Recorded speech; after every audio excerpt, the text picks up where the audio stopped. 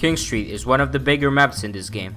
Although half of it feels like an empty plain, the other half makes up for the lack of details.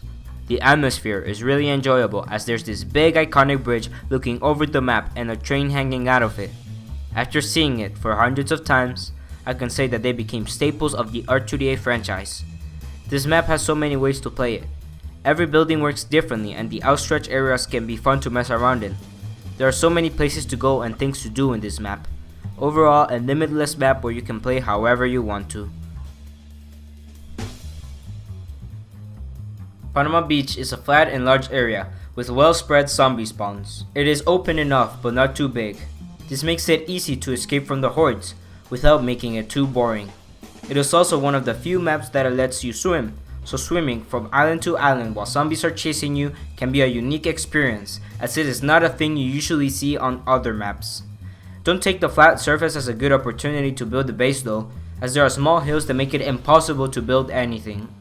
Overall, the map is colorful and visually appealing, especially if you're playing in the sunset sky, and serves different ways of playing the game.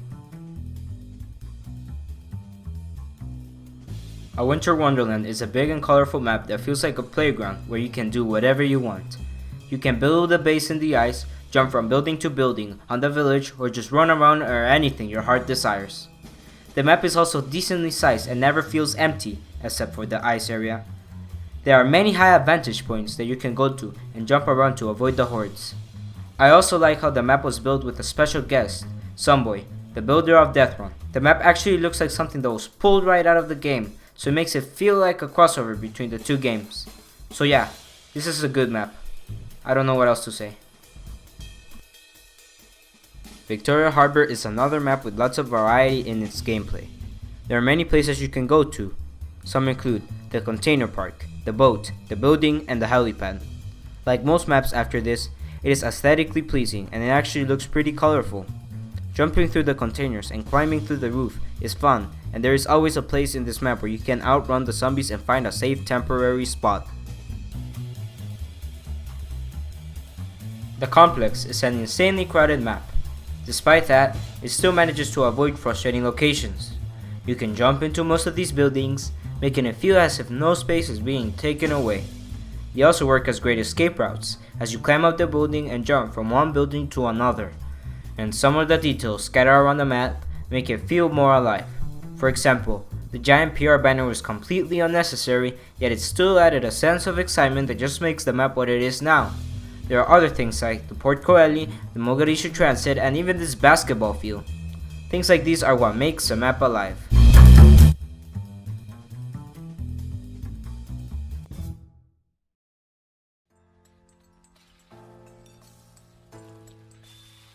Last Harvest is a simple map.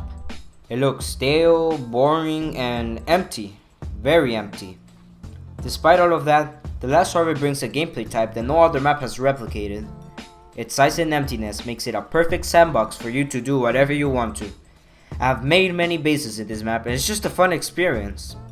A problem that most maps have is that they have no place for you to go, but this map has too many. You can go whichever direction you want to and you will still avoid the zombies. Nothing can stop you from doing whatever you want to. Well, I guess the moderators can, but you know. Stud Harvest is a very atmospheric and nostalgic map, although I never got to play the original.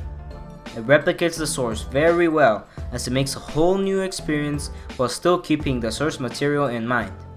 Similarly to the complex, the details make the map feel alive.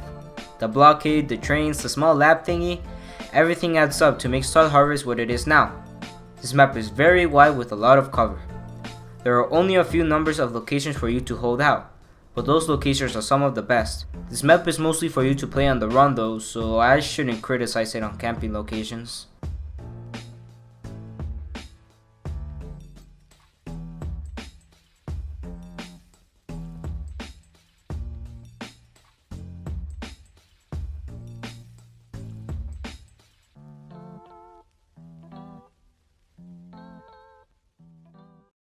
Number 1. Outpost 21.